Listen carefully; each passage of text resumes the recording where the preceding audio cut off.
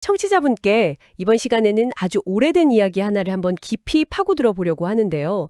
아들을 위해서 완벽한 아내를 찾아오라는 아주 중대한 임무를 받은 한 늙은 종의 여정에 관한 이야기입니다. 오늘 저희가 살펴볼 자료는 창세기 24장이고요. 이게 언뜻 보면 그냥 고대의 중매 결혼 이야기 같은데 그 속을 들여다보면 정말 마치 한 편의 스릴러처럼 치밀한 전략과 심리전 그리고 운명을 건 선택의 순간들로 가득합니다. 그렇죠. 이 이야기의 가장 흥미로운 지점이 바로 그겁니다. 신적인 인도와 또 지극히 현실적인 인간의 노력이 어떻게 시실과 날실처럼 엮이는지를 보여주는 데 있거든요. 신에게 완벽한 짝을 점지해달라고 기도하면서도 그 응답을 확인하는 방식은 상대방의 인성이나 역량을 철저히 검증하는 아주 현실적인 테스트였다는 점. 이게 이 이야기의 백미라고 할 수 있죠. 네. 이야기의 시작부터가 좀 심상치가 않습니다. 아브라함이 나이가 아주 많아졌고 이제 하나뿐인 아들 이삭의 혼사를 자기 집안의 모든 소일을 맡은 가장 신뢰하는 늙은 종에게 맡기거든요. 그런데 임무를 주기에 앞서서 아주 기이하고도 엄숙한 방식으로 맹세를 시키죠. 네, 그 유명한 환도뼈 맹세. 맞아요. 자신의 환도뼈, 그러니까 넓적다리 밑에 손을 넣고 맹세하라는 건데 오늘날의 관점에서 보면 상당히 낯선 장면입니다. 이게 대체 어떤 의미를 갖는 행동인가요? 그거 아주 중요한 포인트입니다.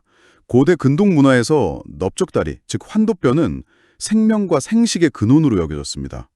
그래서 그 아래에 손을 넣고 하는 맹세는 뭐랄까, 나의 모든 후손을 걸고 나의 혈통을 걸고 이 약속을 지키겠다는 정말 목숨보다 더 무거운 의미를 지니는 최상급의 서약 방식이었어요. 아, 단순한 구두 약속이 아니라 한 가문의 미래 전체를 담보로 잡는 행위였군요. 바로 그겁니다. 아브라함이 이 임무를 얼마나 절박하고 중요하게 생각했는지 단적으로 보여주는 장면인 셈이죠. 단순히 말로 하는 약속으로는 부족하다고 생각했던 거네요. 그만큼 실패했을 때의 리스크가 컸다는 의미로도 들리고요. 그런데 그 맹세의 내용이 또 아주 까다롭지 않습니까? 네, 맞아요. 두 가지 핵심적인 금지 조항이 있었죠. 첫째는 지금 살고 있는 이 땅, 가나안 족속의 딸 중에서 아내를 구하지 말라는 것. 그리고 둘째는 더 중요한데 내 아들을 그리로 데려고 돌아가지 말라는 것이었습니다. 여기서 아브라함의 깊은 딜레마가 드러납니다. 혈통의 순수성을 지키려고 친족에게서 며느리를 찾아야 하지만 동시에 신이 약속한 땅인 가나안을 떠나 과거의 땅으로 돌아가선 안 된다는 신념이 정면으로 충돌하는 거죠. 그야말로 진퇴양난의 상황이네요. 그래서 종이 바로 질문을 던지잖아요. 만약 여자가 저를 따라 이 땅으로 오려고 하지 않으면 제가 주인의 아들을 데려가야 합니까? 하고요. 굉장히 합리적인 질문이죠. 그렇죠. 임무 수행 중에 발생할 수 있는 가장 현실적인 변수를 딱 짚은 겁니다. 하지만 아브라함은 단호하게 선을 긋습니다. 아들은 절대 데려갈 수 없다고요. 이 지점에서 종이 짊어진 임무의 무게가 정말 엄청나다는 것을 알 수 있습니다. 그는 아브라함의 혈통과 신념이라는 이 두 가지 상충되는 가치를 모두 지켜내야 하는 고도의 외교적 임무를 받은 셈입니다. 그런 엄청난 부담감을 안고 이 종이 실제로 어떻게 임무를 수행했는지 그 여정을 따라가 보죠. 그는 낙타 10마리와 온갖 귀한 선물을 싣고 메소포타미아에 있는 나홀의 성에 도착합니다. 그리고 저녁 무렵 여인들이 물을 기르러 나오는 그 우물가에서 기도를 시작하는데요. 이 기도 내용이 정말 인상적입니다. 그냥 좋은 사람 만나게 해주세요가 아니었어요. 네, 아주 구체적인 시나리오를 제시하며 뭐랄까 일종의 공개 오디션을 제안하죠. 네. 제가 한 소녀에게 물을 좀 달라고 했을 때 그 소녀가 드세요. 제가 당신의 낙타들에게도 물을 마시게 하겠습니다. 라고 대답하면 바로 그 사람이 주께서 정하신 사람인 줄 알겠습니다. 이런 내용이었죠. 맞습니다. 아니 근데 이게 언뜻 보면 좀 과한 요구 아닌가요? 낯선 사람에게 물 한 잔 주는 건 친절의 표시일 수 있지만 낙타 10마리에게까지 물을 먹이겠다는 건 전혀 다른 차원의 이야기잖아요. 그 수고가 엄청날 텐데요. 바로 그 지점이 이 시험의 핵심입니다. 과하기 때문에 시험이 되는 거죠. 한번 생각해 보세요. 사막을 횡단한 낙타 한 마리가 한 번에 마시는 물의 양이 거의 100리터에 달합니다. 100m요? 네, 10마리면 1000리터, 즉 1톤에 가까운 물을 길어 날라야 하는 엄청난 중노동입니다. 이건 단순히 착한 사람을 찾는 테스트가 아니거든요. 그럼 무엇을 시험하는 건가요? 이것은 고대 근동 사회에서 리더십의 중요한 자질을 평가하는 방식이기도 했습니다. 첫째, 요청받지 않은 필요를 먼저 발견하고 채워주는 비범한 환대 정신.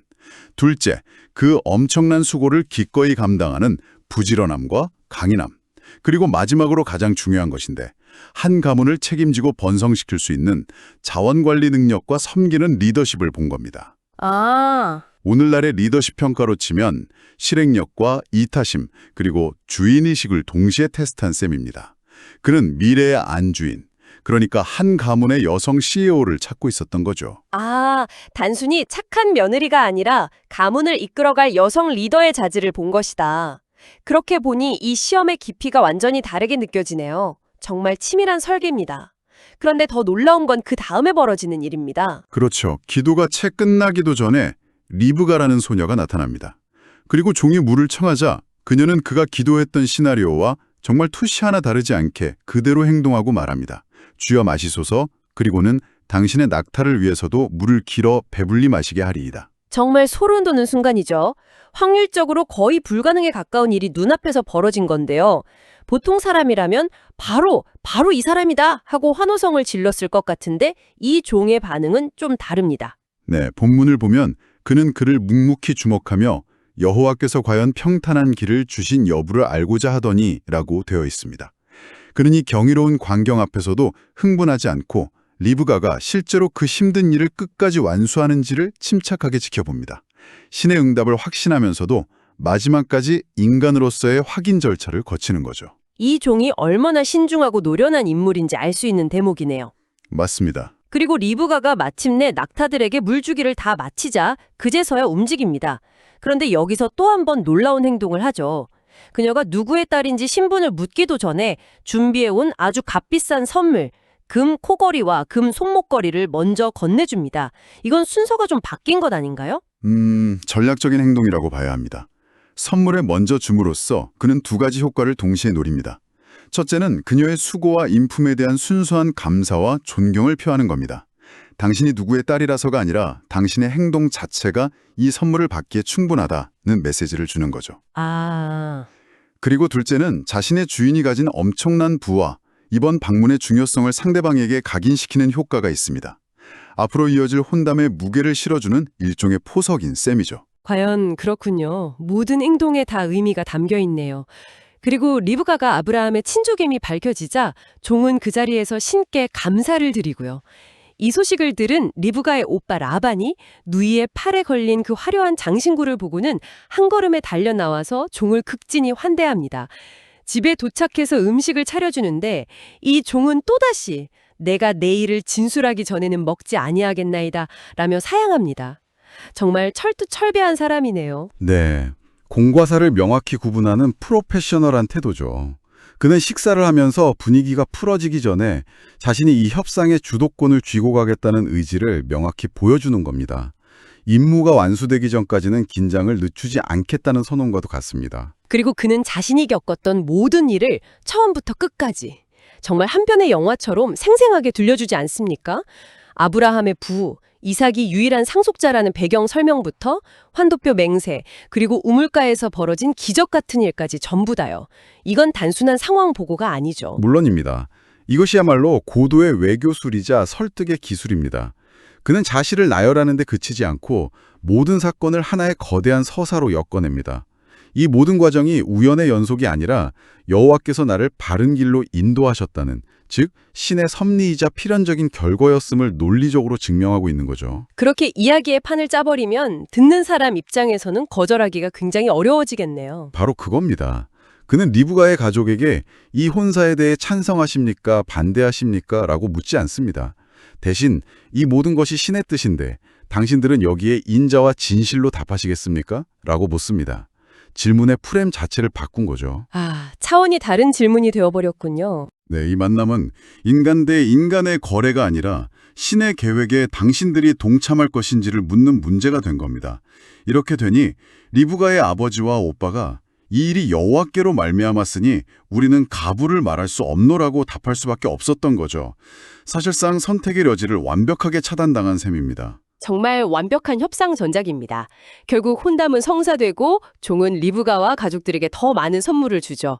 분위기가 아주 좋은데 여기서 마지막 갈등이 발생합니다. 다음날 아침 종이 당장 떠나겠다고 하니까 가족들이 최소한 열흘만이라도 더 머물다 가라고 붙잡는단 말이죠. 그렇죠. 딸을 멀리 떠나보내는 가족 입장에선 지극히 당연한 요청인데요. 네, 인정에 호소하는 인간적으로는 충분히 이해 가능한 요청입니다. 하지만 종은 여기서도 한치의 물러섬이 없습니다. 여호와께서 내게 형통한 길을 주셨으니 나를 만류하지 마소서. 그는 마지막까지 개인적인 감정이나 사사로운 인정에 흔들리지 않고 오직 임무 완수라는 목표에만 집중합니다. 그의 이런 일관된 태도가 오히려 상대방에게 더 큰 신뢰를 주었을 겁니다. 이 교착 상태를 해결하기 위해 가족들이 아주 중요한 제안을 합니다. 우리가 소녀를 불러 그에게 물으리라. 이 모든 논의의 중심에 있었지만 정작 한 번도 의견을 묻지 않았던 당사자 리브가에게 직접 결정권을 넘긴 겁니다. 그리고 그들이 묻죠. 네가 이 사람과 함께 가려느냐? 바로 이 질문 하나가 이야기의 흐름을 완전히 바꿔놓습니다. 지금까지는 아브라함의 계획, 종의 전략, 신의 인도라는 거대한 힘에 의해 모든 것이 진행되는 것처럼 보였거든요. 네, 그랬죠. 그런데 이 순간 모든 결정권이 리브가라는 한 젊은 여성의 손에 쥐어지게 됩니다. 그리고 그녀의 대답은 정말 놀랍도록 간결하고 단호합니다. 가겠나이다. 히브리어 원문으로는 딱 한 단어, 엘레크, 가겠다. 어떤 망설임도 조건도 없습니다. 이 한마디가 이 이야기의 또 다른 정점입니다. 이 선택이 얼마나 대단한 것인지 생각해 볼 필요가 있습니다. 그녀는 한 번도 본 적 없는 남편, 한 번도 가본 적 없는 미지의 땅, 모든 것이 낯선 곳으로 자신의 평생을 던지는 결정을 한 겁니다. 오직 우물가에서 만난 낯선 종의 이야기만을 믿고서 말이죠. 정말 그러네요. 이것은 수동적으로 운명에 끌려가는 것이 아니라 자신의 의지로 미지의 미래를 향해 뛰어드는 주체적인 결단입니다. 그녀의 인품뿐만 아니라 용기와 결단력까지 비범했다는 것을 보여주는 대목이죠. 그러네요. 우물가에서의 시험이 그녀의 성품을 증명했다면 이 대답은 그녀의 주체성을 증명한 셈이군요. 결국 가족의 축복을 받으며 리브가는 종을 따라 나섭니다. 그리고 이야기는 이삭의 시점으로 넘어갑니다. 해가 저물 무렵 이삭이 들에 나가 묵상하다가 다가오는 낙타들을 보게 되죠. 그리고 낙타 위에 있던 리브가 역시 이삭을 보고는 종에게 저 사람이 누구냐고 묻습니다. 종이 내 주인이니다 라고 답하자 그녀는 낙타에서 내려 면사포로 얼굴을 가립니다. 예비 신랑에 대한 존경과 당시의 관습을 따르는 정숙한 모습이죠. 모든 여정을 마친 종은 이삭에게 그동안 있었던 모든 일을 상세히 보고했을 거고요. 네, 자신이 겪은 그 경이로운 여정에 대해서요. 이 모든 이야기를 전해 들은 이삭은 리브가를 자기 어머니 사라의 장막으로 드립니다.